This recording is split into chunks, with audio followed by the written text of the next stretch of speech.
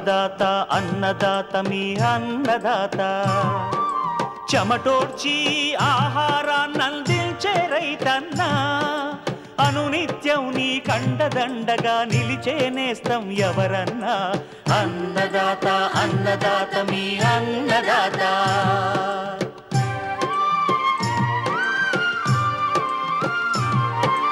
నూతన రీతుల సాగుబడికి నూరింతలు పెరిగే దిగుబడికి సూచనలిచ్చే సస్య రక్షణకు పశు పోషణకి శాస్త్ర విజ్ఞానం అందించి ముందుకు నడిపే తెలుగు రైతు భారతదేశానికి మకుటం అయ్యేలా తీర్చిదిద్దే ఆశయంతో మిమ్ము మేలు కొలిపేది అన్నదాత అన్నదాత అన్నదాత మీ అన్నదాత అన్నదాత అన్నదాత మీ అన్నదాత.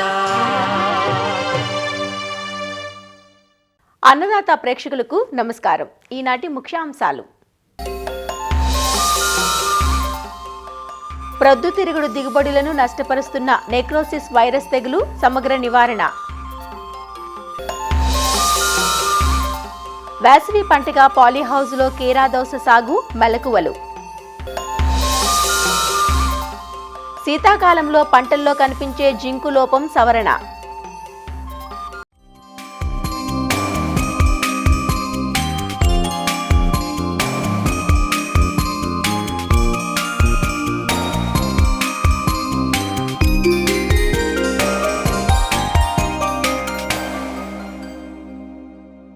నీటి వసతి గల రైతులు సంవత్సరమంతా భేషుగ్గా సాగు చేసుకునే నూనె గింజల పంట ప్రొద్దుతిరుగుడు.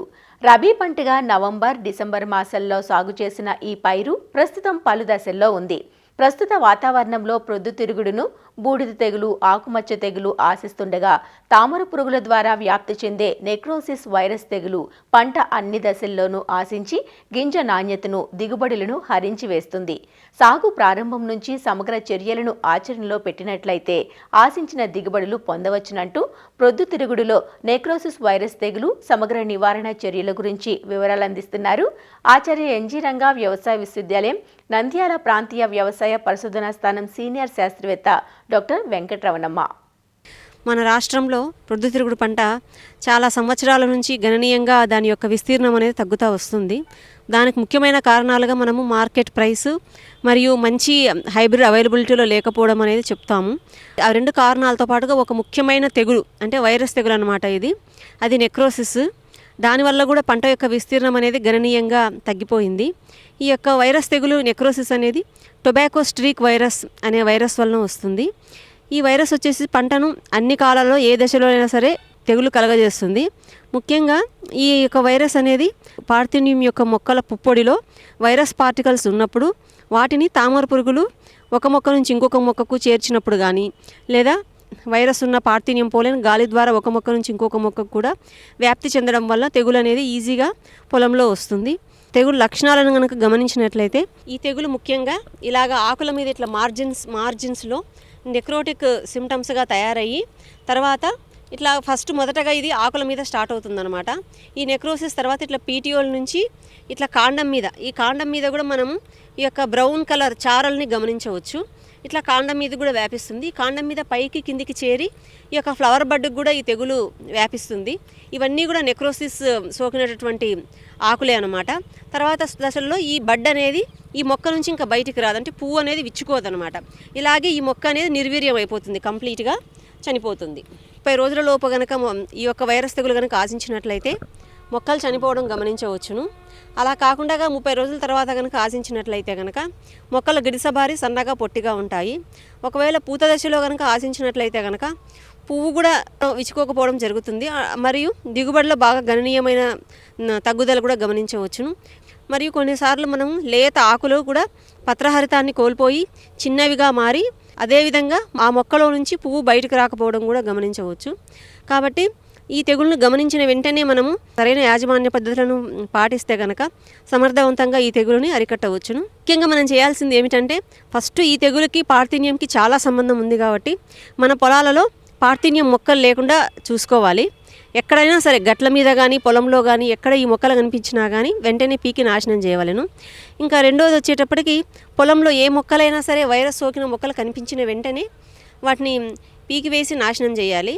తర్వాత మూడో దానిగా తెగులు వచ్చేసి తామర పురుగుల ద్వారా ఒక మొక్క నుంచి ఇంకొక మొక్కకు సోకుతుంది కాబట్టి ఈ యొక్క పంట చుట్టూ 3-4 వరుసల అంటే పొడవాటి పంటలు సజ్జ కానీ లేదా జొన్న కానీ లేదా మొక్కజొన్న ఇలాంటి మొక్కలని 4-5 వరుసలు నాటవలెను. దీని ద్వారా తామర పురుగు యొక్క మూమెంట్ను మనం నిరోధించవచ్చును. ఈ యొక్క రసం పీల్చే పురుగులైనటువంటి తామర పురుగుల ద్వారా వ్యాపిస్తుంది కాబట్టి ముఖ్యంగా విత్తన శుద్ధి గౌచో అంటే ఇమిడాక్లోప్రిడ్ అనే మందుని 5 ml 1 kg విత్తనానికి పట్టించి విత్తనం చేసుకోవాలి.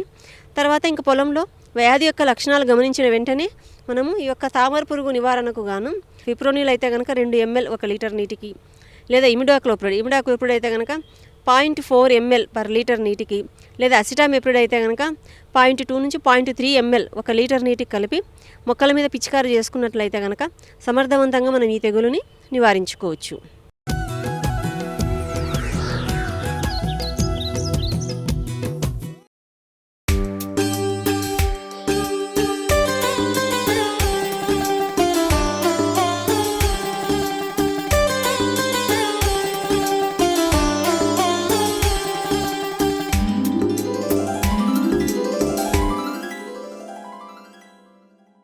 సాగు రంగంలో అందివస్తున్న సాంకేతిక పరిజ్ఞానం రైతుల పాలిట వరంగా మారింది.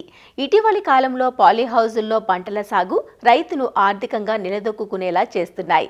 తక్కువ నీరు, శ్రమతో కూలీల కొరతను అధిగమిస్తూ వాతావరణ ఒడిదుడుకులతో సంబంధం లేకుండా పూర్తి నియంత్రణతో కొనసాగే ఈ వ్యవసాయంలో నమ్మకమైన ఆర్థిక భరోసా లభిస్తోంది. గతంలో అధిక వాణిజ్య విలువలున్న క్యాప్సికం, జెర్బేరా, కార్నేషన్, గులాబీ, ఆర్కిడ్స్లను సాగు చేసిన నేడు అన్సీజన్ టొమాటో, చెర్రీ టొమాటో, బంతి, చామంతి వంటి పూల తోటలు మార్కెట్ గమనాన్ని అనుసరించి యూరోపియన్ కుకుంబర్ వంటి కాయగూరలను సాగు చేస్తున్నారు. వీటిలో తక్కువ రోజుల్లోనే అధిక దిగుబడి వచ్చే కీరాదోస సాగు రైతులకు లాభసాటిగా ఉంటోంది. దీంతో ఒకప్పుడు ఆరుబయట నేలపై పండే ఈ పంట నేడు ఖరీదైన పాలీహౌజుల్లో కూడా స్థానం దక్కించుకుంది. అయితే ఇలా నియంత్రిత వాతావరణంలో సాగు చేసేటప్పుడు రకాల ఎంపిక నుంచి నేల తయారీ, పోషక యాజమాన్యం, కోతలు ఇలా ప్రతి దశలోనూ శాస్త్రీయతను పాటిస్తే నాణ్యమైన అధిక దిగుబడులు పొందవచ్చునంటూ వివరాలు తెలియజేస్తున్నారు వైఎస్ఆర్ ఉద్యాన విశ్వవిద్యాలయం ప్రధాన శాస్త్రవేత్త డాక్టర్ మువ్వా రవీంద్రబాబు. పాలీహౌస్లో సాగు చేసుకోవడానికి బాగా అనుకూలమైన కూరగాయ పంటల్లో కీరదోస అనేది ముఖ్యమైనది.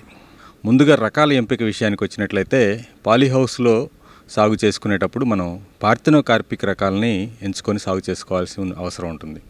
పార్థెనోకార్పిక్ రకాలు అంటే సాధారణంగా మిగతా రకాల్లో ఆడ మగ పూలు వేరువేరుగా ఉండి ఈ రెండిటికి మధ్య పరాగ సంపర్కం పాలినేషన్ జరిగినప్పుడు మాత్రమే కాయ తయారవటం అనేది జరుగుతుంది.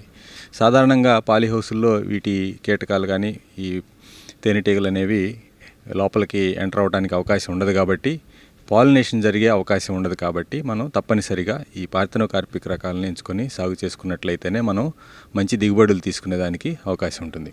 ఢిల్లీలోని Indian institute of agriculture research దాంట్లో నుంచి రిలీజ్ అయినటువంటి పూసా కుకుంబర్ 6 అనే రకం, అదేవిధంగా కేరళ అగ్రికల్చర్ యూనివర్సిటీ వాళ్ళ KPCH1, KPCH2 అనే రకాలు అందుబాటులో ఉన్నాయి.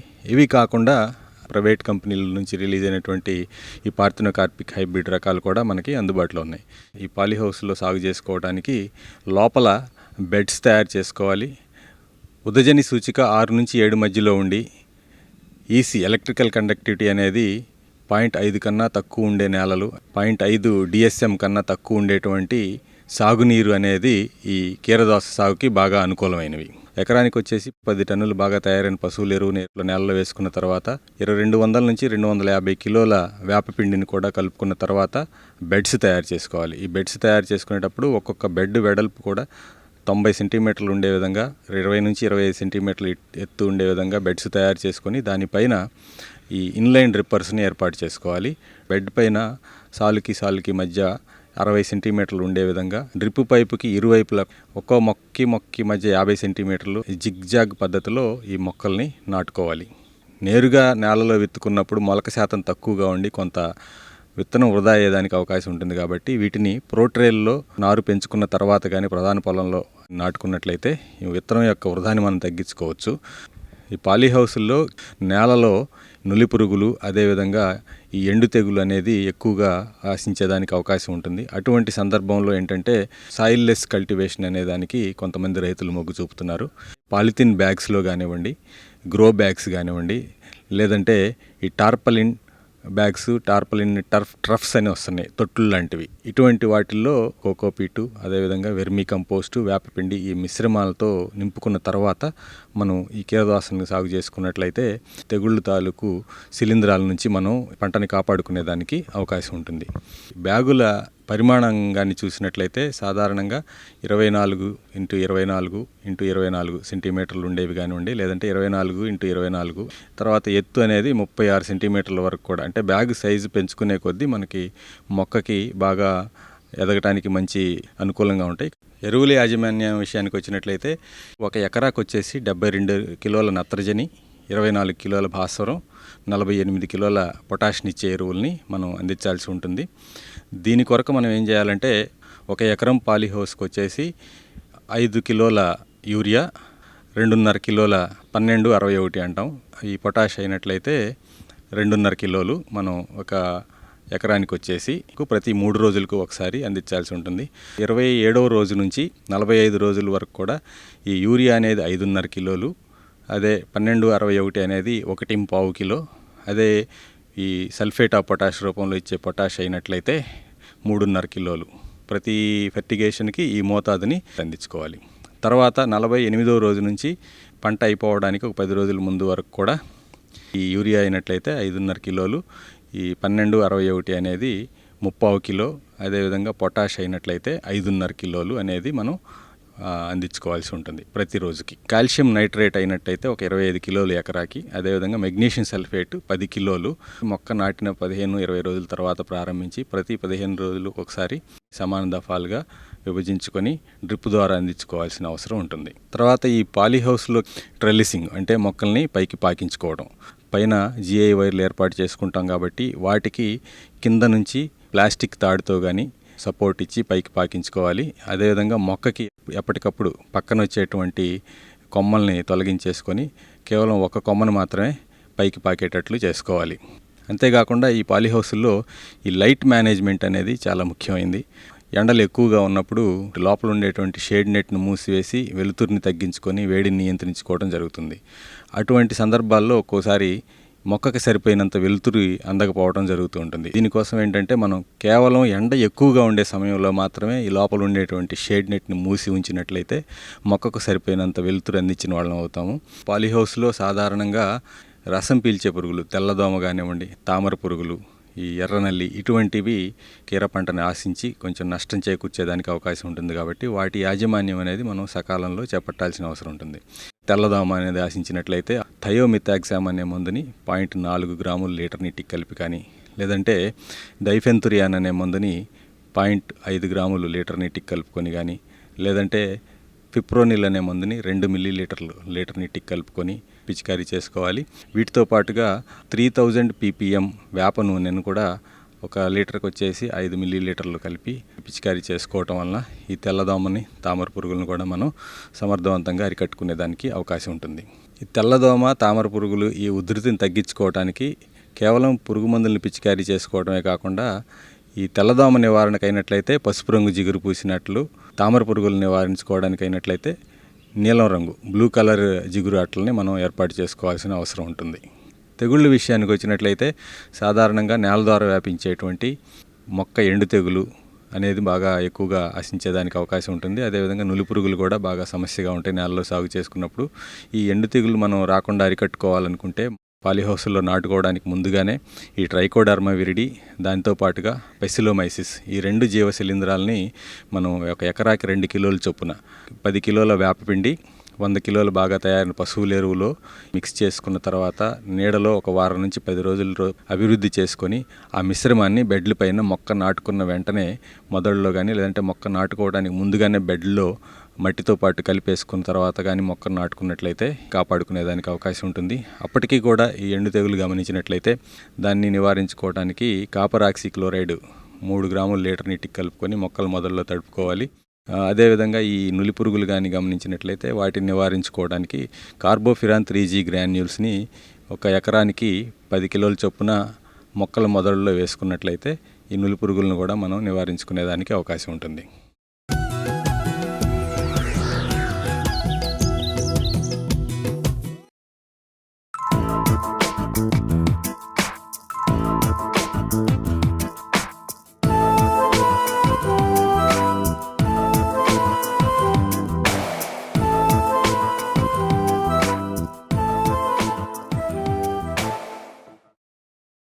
ఇటీవలి కాలంలో పంటల్లో ఎక్కువగా జింక్ లోపాన్ని గమనిస్తూ ఉన్నాం. రబీ కాలంలో సాగు చేసే పంటల్లో ఈ లోపం ఎక్కువగా ఉంటోంది. ముఖ్యంగా వరి, మొక్కజొన్న, శనగ, మినుము, పెసర వంటి పంటల్లోనే కాక పండ్ల మొక్కలైన చీనీ బత్తాయి, నిమ్మ, మామిడిలో జింక్ లోపం ఎక్కువగా ఉంటోంది. రైతులు జింక్ లోపమని తెలియక రకరకాల పురుగు మందులు పిచికారీ చేస్తుంటారు. అసలు ఏ లక్షణాలను బట్టి పంటల్లో జింక్ లోపం ఉన్నట్లుగా గుర్తించాలి? ఏ కారణాల వల్ల జింక్ లోపిస్తోంది? నేలకు జింక్ను ఎన్ని పంటలకు ఒకసారి అందించాలి? మార్కెట్లో జింక్ ఎన్ని రూపాల్లో లభ్యమవుతోంది? ఎలా అందించాలి? అన్ని వివరాలను రాజన్ నగర్లోని ప్రొఫెసర్ జయశంకర్ తెలంగాణ రాష్ట్ర వ్యవసాయ విశ్వవిద్యాలయం ప్రధాన శాస్త్రవేత్త డాక్టర్ టి అంజయ్య ద్వారా తెలుసుకుందాం. సూక్ష్మ పోషకాల లోపాల్లో ముఖ్యంగా జింకు లోపం చూసుకున్నట్టయితే 27% నేలల్లో జింకు లోపం ఉన్నట్టు గుర్తించడం జరిగింది. జింక్ మూలకము పత్రహరిత తయారీకి ఉపయోగపడుతుంది. అదేవిధంగా మాంసకృత్తులు తయారు కావడానికి ఉపయోగపడుతుంది.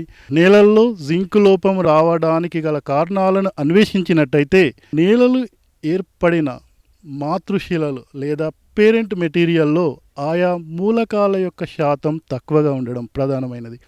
రెండోది, రైతులు సేంద్రియ ఎరువులు వాడకపోవడం, అదేవిధంగా నత్రజని, భాస్వరానికి సంబంధించిన ఎరువులని అధిక మోతాదులో, కొన్ని సందర్భాల్లో విచ్చలవిడిగా ఈ యొక్క కాంప్లెక్స్ ఎరువులని మరియు భాస్వరానికి సంబంధించిన ఎరువులని వాడడం వలన పోషకాల మధ్యల సమతుల్యత దెబ్బతింటుంది. పోషకాల మధ్య సమతుల్యత లోపించినప్పుడు ఒక పోషకం అధికంగాను మరొక పోషకం పూర్తిగా లభించకుండా ఉండే అవకాశం ఏర్పడుతుంది. మూడో అంశం చూసుకున్నట్టయితే నేల యొక్క ఉదజని సూచిక చాలా ముఖ్యమైనది. జింక్ తీసుకున్నట్టయితే 5.5 నుండి 6.5 pH లేదా ఉదజని సూచిక ఉన్నప్పుడు మంచిగా లభించే అవకాశం ఉంటుంది. 7.85 ఆ పైన pH కనుక వెళ్ళినట్టయితే పోషకం, ముఖ్యంగా జింక్ పోషక లభ్యత తగ్గిపోవచ్చు. ఈ చలి వాతావరణం, దానితో పాటు ఉష్ణోగ్రతలు తక్కువగా ఉండడం మనం ముఖ్యంగా నవంబర్ మాసం నుండి ఫిబ్రవరి మాసం వరకు గమనిస్తాం. కాబట్టి ఈ సమయంలో పంటల్లో జింక్ లోపం వచ్చే అవకాశం ఉండడం జరిగింది. కాంప్లెక్స్లను, ముఖ్యంగా భాస్వరం ఎరువుల్ని ఈ జింక్ లాంటి సూక్ష్మ పోషక ఎరువులతో పాటు కలిపి వేయడం వల్ల రెండు కూడా పనిచేయకుండా పోయే అవకాశం ఉంటుంది. ఏ స్థాయిలో నేలలో జింకు ఉన్నట్టయితే మనం దానిని జింక్ లోపంగా భావిస్తామంటే, 1 కిలోగ్రాము మట్టిలో ఎర్ర నేలల్లో తీసుకున్నట్టయితే 0.6 మిల్లీగ్రాముల కంటే తక్కువ ఉన్నట్టయితే, అదేవిధంగా నల్ల నేలలో 0.7 మిల్లీగ్రాముల కంటే తక్కువ జింక్ ఉన్నట్టయితే ఆ నేలల్లో జింక్ లోపం ఉన్న నేలలుగా పరిగణిస్తాం. వరిలో కనుక 5 ppm కంటే తక్కువ ఉండడం, మిగతా పంటల్లో 20 ppm కంటే తక్కువ స్థాయిలో జింక్ ఉన్నట్టయితే వాటిలో జింక్ లోపం కనిపించే లక్షణాలు ఉంటాయి. జింక్ లోపించినప్పుడు క్లోరోసిస్, ఆకుల ఈనెల మధ్యలో పాలిపోవడం. రెండోది, కనుపు మధ్యమాల దూరం తగ్గిపోయి మొక్క పొట్టిగా గిడసబారిపోవడం, ఆకులు దగ్గరగా కుచ్చుల్లాగా ఆకులు ఏర్పడడం జరుగుతుంది. పంటల వారీగా పరిశీలించినట్టయితే వరి పంట నాటు వేసినాక సుమారుగా 15 నుంచి 20 రోజుల వయసు ఉన్నప్పుడు ఈ జింక్ లోప లక్షణాలు స్టార్ట్ అయ్యే అవకాశం ఉంది. పైనుంచి చూసుకున్నట్టయితే 3 నుండి 4వ ఆకు మధ్య భాగంలో బూడిద లేదా ఊదా రంగు మచ్చలు ప్రారంభమై ఆకు అంతటా విస్తరిస్తాయి. చివరికి మనకు రాగి వర్ణంలో, కొన్ని ప్రాంతాల్లో దీన్ని ఎర్రబొమ్మిడి, ఇటుక రోగము, జాజు రోగము అని కూడా లోకల్గా పిలవడం జరుగుతుంది. మొక్కజొన్న పంటలో చూసుకున్నట్టయితే ఈ నెల మధ్య భాగంలో పాలిపోయి పసుపు రంగు మచ్చలు ఏర్పడును. వేరుశనగ పంటలో జింక్ లోపం చూసుకున్నట్టయితే ఆకుల ఈ నెల మధ్య భాగం పసుపు రంగుగా మారడం, ఆకులు చిన్నవిగా మారడం, అదేవిధంగా కనుపు మధ్యమాలు తగ్గిపోవడం, దానితో పాటు పూత ఆలస్యం అవుతుంది.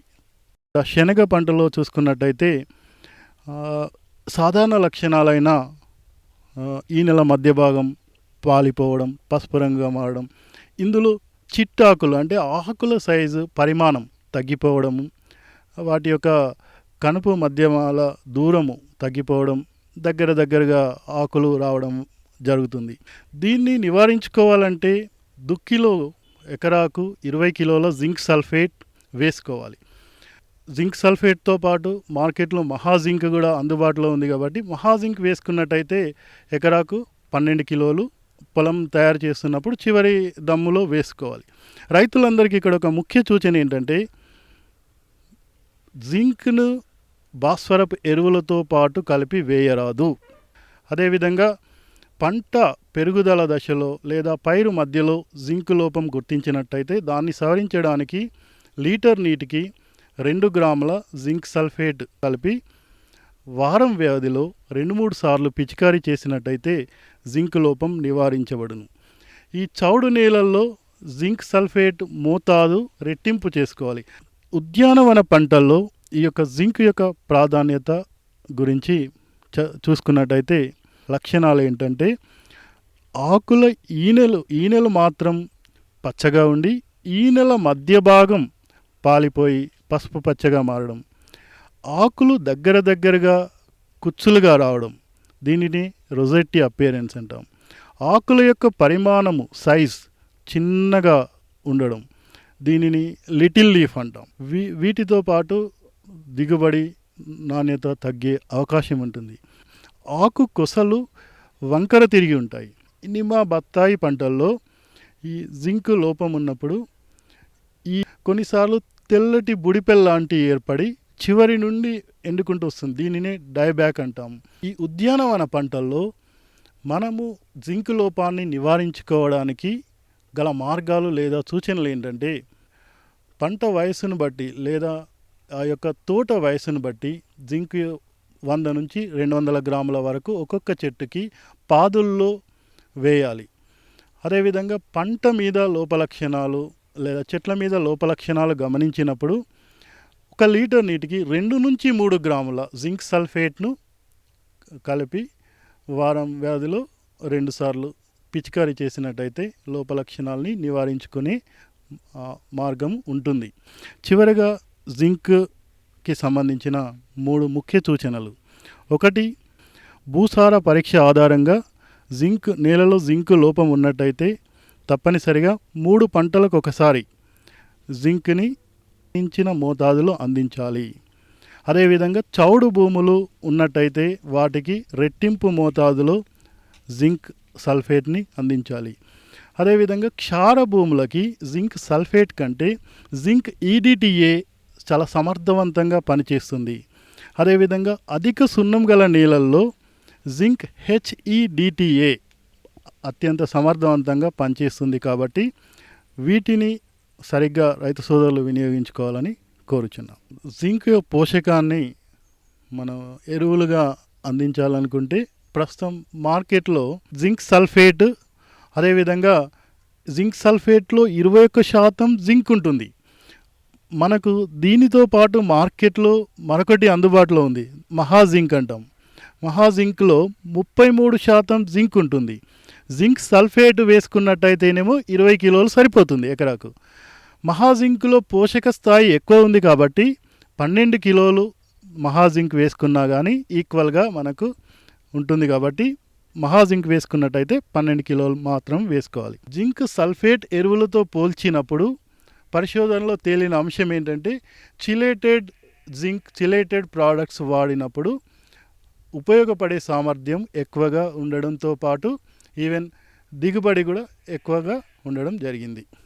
ఈ చిలేటెడ్ జింక్ మనము పిచికారీకి కనుక తీసుకున్నట్టయితే 1 గ్రాము 1 లీటర్ నీటికి కలిపి పిచికారీ చేసుకోవచ్చు. అదేవిధంగా నేలలో వేసుకునేదానికి మనకు ఈ 1.5 నుంచి 2 కిలోల మనం 10 కిలోల మంచి మట్టిలో కానీ లేదంటే పశువుల పెంట ఇట్లాంటి వాటిలలో కలుపుకొని సమానంగా ఎకరంలో సమానంగా చల్లుకున్నట్టయితే సరిపోతుందండి. మరిన్ని విభిన్న అంశాలతో రేపటి అన్నదాతలో మళ్ళీ కలుసుకుందాం. నమస్కారం. అన్నదాతలు తమ సందేహాలు సమస్యలను 1-800-425-4085 టోల్ ఫ్రీ నంబర్లో ఉదయం 10 నుంచి 11 గంటల మధ్య పని దినాలలో సంప్రదించగలరు. ఈ కార్యక్రమాన్ని యూట్యూబ్లో www.youtube.com/అన్నదాత ఈటీవీ లింక్ ద్వారా వీక్షించవచ్చు.